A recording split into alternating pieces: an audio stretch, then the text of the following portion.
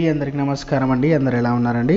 ఇక తెలంగాణ రాష్ట్ర వ్యాప్తంగా ప్రభుత్వ ఉద్యోగులు, టీచర్లు, ఉపాధ్యాయులు, పెన్షనర్లు ఎవరైతే ఉన్నారో వారందరికీ కూడా రిటైర్మెంట్ బెనిఫిట్స్ పైన ఒక ముఖ్యమైన వార్త అయితే తీసుకురావడం జరిగిందనమాట. అది మన సీఎం రేవంత్ రెడ్డి గారు ఇవ్వడం జరిగిందనమాట. దానికి సంబంధించినటువంటి పూర్తి ఇన్ఫర్మేషన్ అనేది ఈ వీడియోలో వెళ్ళి తెలుసుకుందామండి.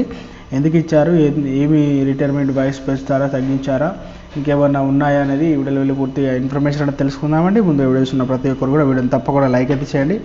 చాలామంది వీడియోస్ ఉన్నారు కానీ సబ్స్క్రైబ్ అయితే చేసుకోవడం లేదండి. దయచేసి సబ్స్క్రైబ్ చేసుకోండి, సపోర్ట్ చేయండి. తోటి మిత్రులందరూ కూడా వీడియోని షేర్ చేయండి. వివరాలు కనుక వెళ్ళినట్లయితే రిటైర్మెంట్ బెనిఫిట్స్పై సర్కార్ నిర్లక్ష్యం.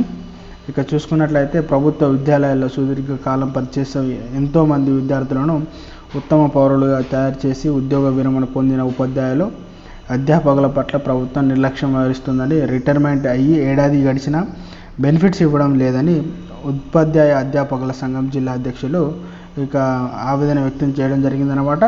ఇదిలో ఉండగా ఇక చూసుకున్నట్లయితే నల్లగొండలో PRTU భవనంలో ఆదివారం వాళ్ళు విలేకరుల సమావేశం మాట్లాడుతూ రిటైర్ అయిన తర్వాత ఉద్యోగికి వచ్చే బెనిఫిట్స్ తక్షణమే అందించి పంపించాల్సిన అవసరం ప్రభుత్వం ఉందని చెప్పడం జరిగింది.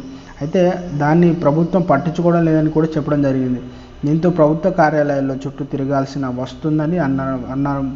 అయితే ఏడాదిగా బెనిఫిట్స్ రాకపోవడంతో రిటైర్డ్ ఉద్యోగులకు తీవ్ర ఆర్థిక ఇబ్బందులు ఎదుర్కోవాల్సి వస్తుందని చెప్పడం జరిగిందనమాట. ఈ విషయంపై సీఎం మంత్రులు దృష్టికి తీసుకెళ్లినా వారిలో చలనం లేదని బాధపడ్డారు.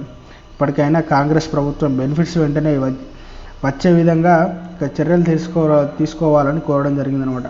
సమావేశాల్లో రిటైర్డ్ ఉపాధ్యాయులకు, అధ్యాపకులకు వీళ్ళందరికీ కూడా పాల్గొనడం జరిగిందనమాట. ఇందులో అయితే దీన్ని సీఎం దృష్టికి తీసుకెళ్ళి